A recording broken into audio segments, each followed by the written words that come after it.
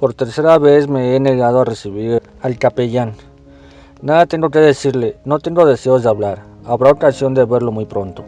Lo que ahora me interesa es escapar a la mecánica, saber si lo inevitable puede tener una salida.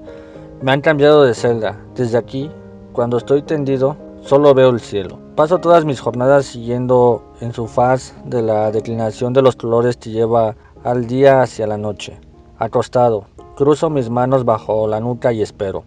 No sé cuántas veces me he preguntado si había ejemplos de condenados a muerte que hubiesen escapado al mecanismo implacable, desaparecido antes de la ejecución. Roto los cordones de agentes. Me reprochaba entonces no haber atendido bastante a las descripciones de una ejecución. Debería uno interesarse siempre por esas cosas. Jamás se sabe lo que puede suceder. Como todo el mundo, había leído la información de los periódicos, pero había, sin duda, obras especializadas que nunca había tenido curiosidad de consultar. Tal vez en ellas hubiese encontrado relatos de evasión. Habría sabido que, al menos en un caso, la rueda se había detenido, que en esa premeditación insoportable, al azar y la fortuna, una vez tan solo había cambiado algo. Una vez. En un sentido, creo que se me hubiera bastado. Mi corazón habría hecho lo demás. Los periódicos hablaban con frecuencia de una deuda contraída con la sociedad. Era necesario, según ellos, pagarla. Eso no habla la imaginación. Lo que importa era una posibilidad de evasión, un salto fuera del implacable rito, una loca carrera que ofreciese todas las vías de la esperanza. Por supuesto, la esperanza era ser abatido en la esquina de una calle, en plena huida, en un tiro al vuelo. Pero considerándolo bien, nada me permitía ese lujo. Todo me lo negaba y volvía a ser presa de la mecánica. A pesar de mi buena voluntad, me resultaba imposible aceptar esa certidumbre insolente. Pero había, en fin, una desproposición ridícula entre el juicio que dio origen y su desarrollo imperturbable a partir del momento en que la sentencia se había pronunciado. El hecho de que la sentencia se hubiera leído a las 8 de la tarde en lugar de a las 5, el hecho de que hubiera podido ser completamente distinta, que fuese dictada por gentes bien vestidas, de que hubiese sido vinculada a tan imprecisa noción como el pueblo francés, o alemán o chino. Me parecía todo ello una gran merma en la seriedad de tal decisión. Sin embargo, había de reconocer que desde el mismo instante en que había sido pronunciada, sus efectos habían resultado tan ciertos, tan evidentes, como la presencia de la pared a lo largo de la cual aplastaba mi cuerpo. Recordé, en uno de esos momentos, una historia que mamá me contaba a propósito de mi padre. Yo no llegué a conocerlo. Todo lo que sabía con alguna precisión sobre ese hombre era, tal vez, lo que entonces me contaba mamá. Había ido a ver ejecutar a un asesino. Lo ponía malo la idea de ir. Había ido, sin embargo, y al regreso había vomitado buena parte de la mañana. Mi padre me causaba un poco de asco entonces. Ahora comprendía. Era tan natural. ¿Cómo no había comprendido que nada más era más importante que una ejecución capital?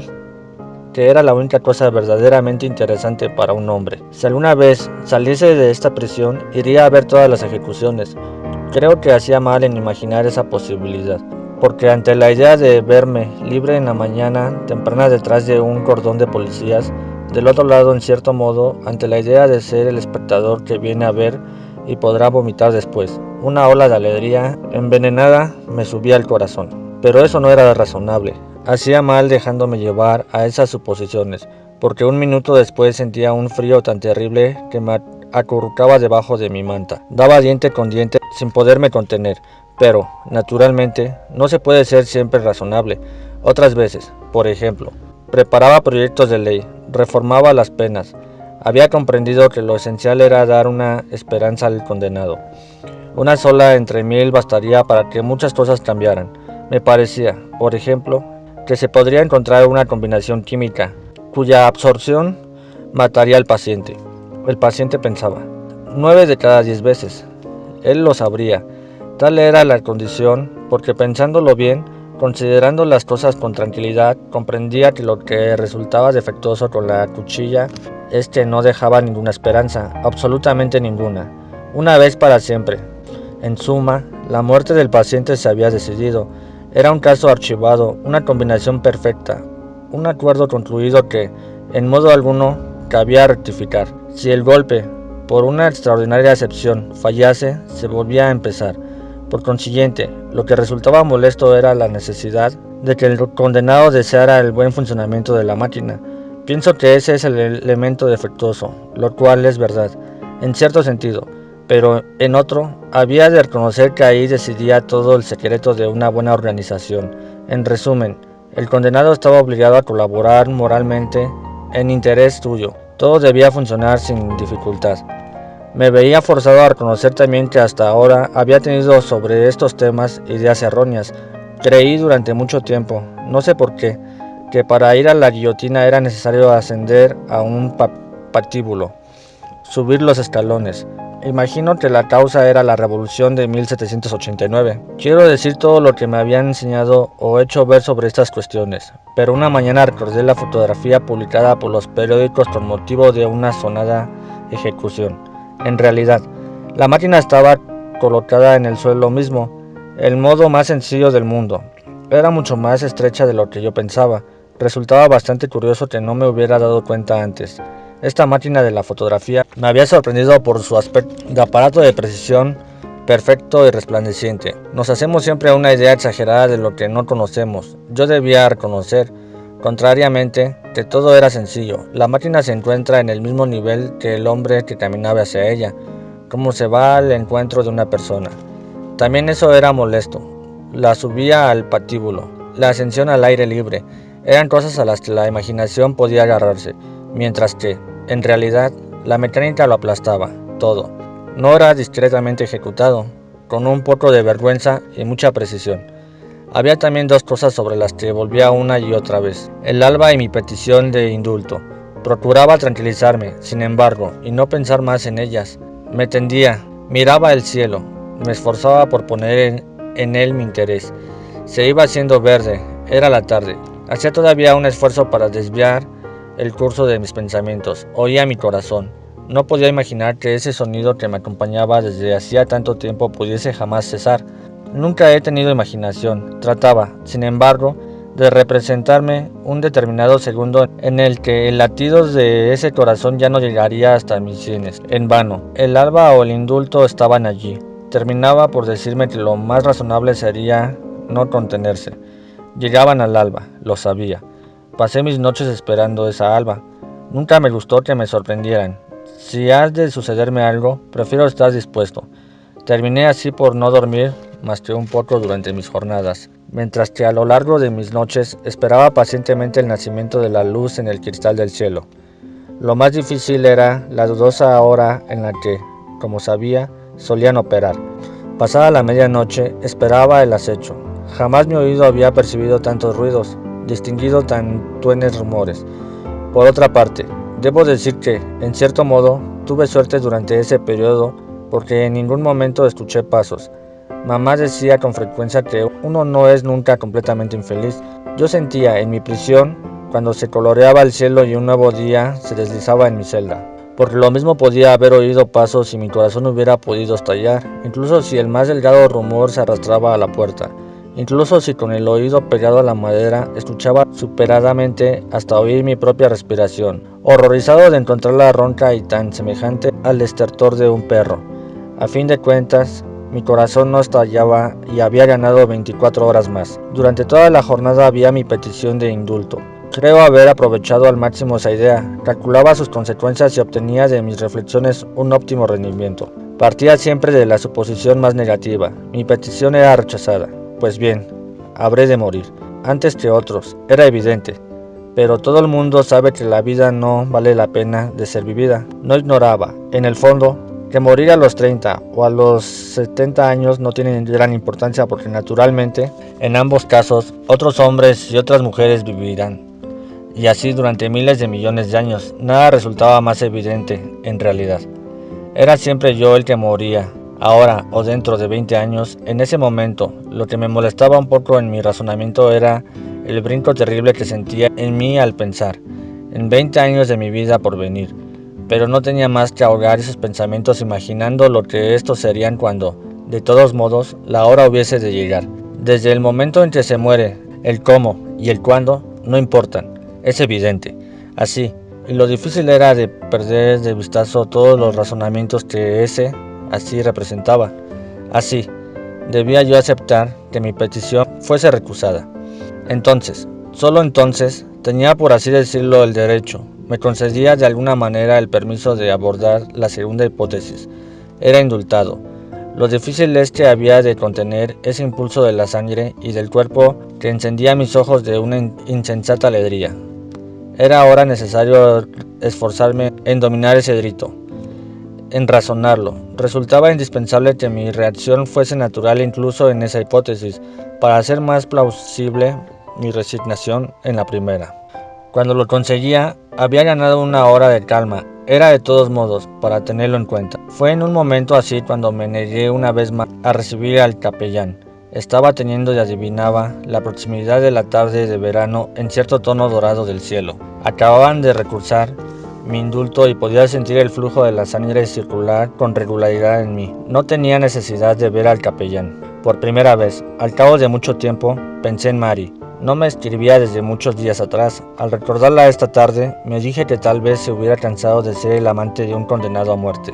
También se me ocurrió que tal vez estuviera enferma o muerta.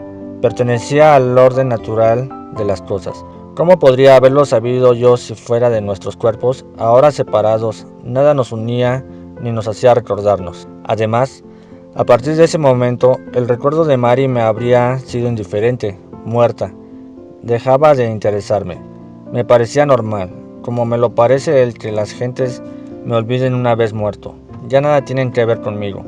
Ni siquiera podría decir que el tal pensamiento me pareciera duro. En ese preciso momento entró el capellán. Cuando lo vi, tuve un pequeño sobresalto. Lo percibió y me dijo que no temiera. Le dije que solía venir en otro momento. Respondió que era una visita enteramente amistosa, sin relación alguna con mi petición de indulto, de la que nada sabía. Se sentó en mi camastro y me invitó a acercarme a él. Rehusé. Pensé que tenía, de todos modos, un aire muy dulce. Permaneció un momento sentado, los antebrazos sobre las rodillas, la cabeza baja, mirando sus manos. Eran finas y musculosas. Me hacían pensar en dos ágiles animales. Las frotó lentamente una contra otra. Después permaneció así, con la cabeza siempre baja. Durante tanto tiempo que tuve la impresión por un momento de haberlo olvidado, pero levantó bruscamente la cabeza y me miró a la cara. ¿Por qué?, dijo. ¿Rechaza usted mis visitas? Contesté que yo no creía en Dios. Quiso saber si estaba absolutamente seguro y le dije que no tenía necesidad de preguntármelo. La cuestión me parecía sin importancia. Se echó entonces hacia atrás y se pegó a la pared, con las manos a lo largo de sus muslos, casi sin tener aire de dirigirse a mí. Observó que, a veces, uno se creía seguro y en realidad no lo estaba. Nada dije. Me miró y me preguntó, ¿qué piensa usted? Respondí que era posible. En cualquier caso, yo no estaba tal vez seguro de lo que me interesaba realmente, pero estaba absolutamente seguro de lo que no me interesaba. Y ciertamente ese tema no retenía mi interés. Apartó la mirada y, siempre sin cambiar de posición, me preguntó si no hablaba así por exceso de desesperación. Le expliqué que no estaba desesperado, solamente sentía miedo, era natural. Dios lo ayudará entonces, afirmó. Todos los que yo he conocido en su situación se han vuelto hacia él. Reconocí que estaban en su derecho y que tenían tiempo. Además, en cuanto a mí, no quería ser ayudado y precisamente me faltaba tiempo para interesarme en lo que no me interesaba. En ese momento hicieron sus manos un gesto de irritación. Recompuso los pliegues de su sotana. Cuando hubo terminado, se dirigió a mí llamándome mi amigo. Si me hablaba de ese modo no era porque estuviese condenado a muerte. Entendía que todos estábamos condenados a morir. Le interrumpí diciéndole que no era lo mismo y que, por otra parte, jamás podría eso servir de consuelo. Cierto, aprobó. Pero usted morirá más tarde si no muere hoy. La misma cuestión se planteará entonces. ¿Cómo afrontará usted la terrible prueba? Respondí que la afrontaría exactamente como la afrontaba en este momento. Al oírlo, se levantó y me miró directamente a los ojos. Se trataba de un juego que yo conocía a la perfección. Me divertía a menudo con Emanuel y Celeste que, por lo general, apartaban sus ojos. También el capellán conocía bien este juego. Me di cuenta enseguida. Su mirada no vacilaba. Tampoco vaciló su voz cuando me dijo, ¿no tiene, pues, ninguna esperanza y vive con el pensamiento de que va a morir totalmente? Sí, respondí. Bajó entonces la cabeza y se volvió a sentar. Me dijo que me compadecía. Creía que eso era para un hombre imposible de soportar. Sentí solamente que empezaba a aburrirme. Me volví a mi vez y fui bajo la claraboya. Apoyé la espalda contra la pared sin seguirlo bien. Advertí que había vuelto a interrogarme. Me hablaba con una voz inquieta y apremiante. Comprendí que estaba emocionado y le presté más atención. Me confirmaba su certidumbre de que mi petición de indulto sería aceptada, pero yo cargaba con el peso de un pecado del que tenía que desembarazarme. En su opinión, la justicia de los hombres no era nada y la de Dios todo. Le hice notar que era la primera vez que me habían condenado. Me contestó que esa condena no había lavado. Sin embargo, mi pecado. Les dije que no sabía lo que era pecado. Me habían comunicado tan solo que era culpable. Era culpable, pagaba. No se me podía pedir más. Se levantó entonces de nuevo y me di cuenta de que en esta celda tan estrecha no tenía posibilidades de desplazarse. Solo cabía sentarse o levantarse. Yo tenía los ojos fijos en el suelo. Dio un paso hacia mí y se detuvo, como si no se atreviese a avanzar. Miró el cielo a través de los barrotes. Se equivoca, hijo mío, dijo. Se le podría pedir más. Se le pedirá, tal vez. ¿El qué? Se le podría pedir ver. ¿Ver qué?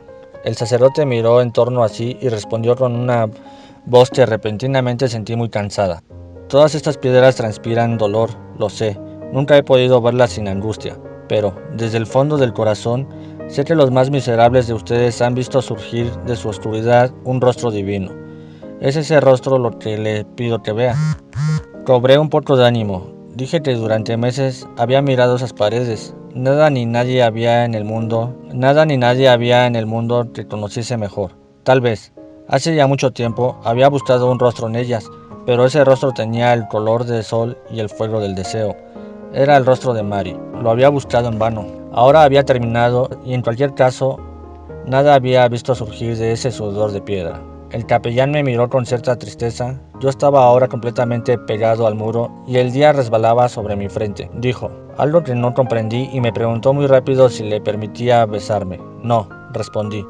Se volvió y se acercó al muro, que acarició lentamente con su mano. ¿Ama usted hasta ese punto esta tierra?, murmuró. Nada, contesté. Permaneció de espaldas bastante tiempo. Su presencia me pesaba y me irritaba. Iba a decir que se fuera, que me dejase, cuando gritó como en un estallido, volviéndose hacia mí. No puedo creerle. Estoy seguro de que ha sentido alguna vez el deseo de otra vida. Respondí que era natural, pero que eso no tenía más importancia que el deseo de ser rico, de nadar con mucha rapidez, de tener la boca mejor hecha. Eran cosas del mismo orden, pero él me interrumpió porque quería saber cómo imaginaba yo esa otra vida. Entonces le grité, una vida en que pudiera acordarme de esta. Inmediatamente añadí que ya bastaba. Quiso seguir hablándome de Dios, pero fui hacia él y traté de explicarle por última vez que me quedaba poco tiempo. No quería perderlo con Dios. Trató de cambiar de tema preguntándome por qué le llamaba Señor y no Padre. La pregunta me irritó y le respondí que no era mi padre, estaba con los otros. No, hijo mío, poniéndome la mano en el hombro. Estoy con usted, pero usted lo ignora, porque tiene un corazón ciego. Rezaré por usted. Entonces, no sé por qué, algo reventó en mí. Empecé a gritar a voz en cuello. Lo insulté y le dije que no rezase. Lo había agarrado por el cuello de la sotana. Volcaba sobre él todo el fondo de mi corazón, estremecimientos de alegría y de cólera. Parecía tan seguro. Sin embargo, ninguna de sus certidumbres valía un cabello de mujer. Ni siquiera tenía la certeza de estar vivo porque vivía como un muerto. Yo parecía tener las manos vacías, pero yo estaba seguro de mí, seguro de todo, más seguro que él, seguro de mi vida y de esa muerte que iba a llegar. Sí, era lo único que tenía. Pero, al menos, yo tenía esa verdad tanto como ella me tenía a mí. Yo había tenido razón, seguía teniendo razón, tenía siempre razón. Había vivido de una manera y hubiera podido vivir de otra. Había hecho esto y no había hecho aquello. No había hecho una cosa cuando había hecho otra. ¿Y qué? Era como si hubiera estado esperando todo el tiempo de este minuto y esta primera hora del amanecer en que sería justificado. Nada tenía importancia y sabía perfectamente por qué. También él lo sabía, desde el fondo de mi porvenir, durante toda esta vida absurda que había llevado. Un hálito oscuro subía hacia mí a través de los años que aún no habían llegado y ese viento igualaba a su paso todo lo que me proponía ahora en los años no más reales estaba viviendo. ¿Qué me importaban? ¿La muerte de los otros? ¿El amor de una madre? ¿Qué me importaba su Dios? Las vidas que uno escoge, los destinos que uno elige, puesto que un solo destino debía elegirme a mí y conmigo a miles de millones de privilegiados que, como él, se decían mis hermanos, lo comprendía. Comprendía al cabo, todo el mundo era privilegiado, no había más que privilegiados. A los otros también los condenarían un día, también él sería condenado. ¿Qué importaba si, acusados de asesinato, lo ejecutaban por no haber llorado en el entierro de su madre? El perro de Salamán no valía tanto como su mujer. La mujercita automática era tan culpable como la paciencia con la que se había casado Mason o con Mary, que deseaba que me casara con ella. ¿Qué importaba que Raymond fue tan amigo mío como Celeste, que valía bastante más que él? ¿Qué importaba que Mary diese hoy su boca a un nuevo Marsault? Comprendía, ese condenado, y que desde el fondo de mi porvenir me ahogaba gritando todo esto, pero ya me arrancaban el capellán de las manos y los guardianes me amenazaban. Él, sin embargo, los calmó y me miró un momento en silencio. Tenía los ojos llenos de lágrimas. Dio la vuelta y desapareció. Cuando se fue, recuperé la calma. Estaba agotado y me dejé caer en mi camastro. Creo que dormí, porque me desperté con las estrellas sobre mi rostro. Los ruidos del campo llegaban hasta mí. Olores de la noche, de tierra y de sal frescaban mis sienes. La paz maravillosa del verano dormido entraba en mí como una marea. En ese momento, en el límite de la noche, las sirenas aullaron. Anunciaban salidas hacia el mundo que, para siempre, me era ahora indiferente. Por primera vez, después de tanto tiempo, pensé en mamá. Creí comprender por qué al final de su vida se había echado un novio, porque había jugado a recomenzar, allá, también allá, en torno a aquel asilo donde las vidas se extinguían. La noche era como una tregua melancólica, tan próxima a la muerte.